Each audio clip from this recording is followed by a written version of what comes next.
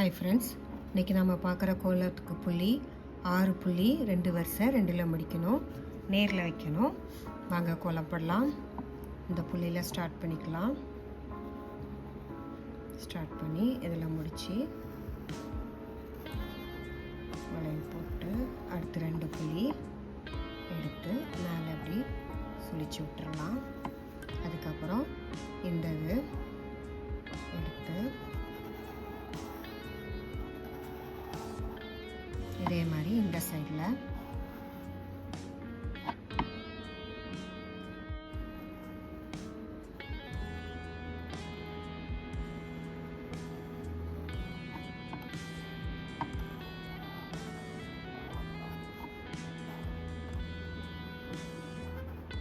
அவ்வளோதாங்க, கோலம் முடிஞ்சது. சென்டரில் இதில் சின்ன சின்ன டாட் வச்சுக்கலாம். Thank you.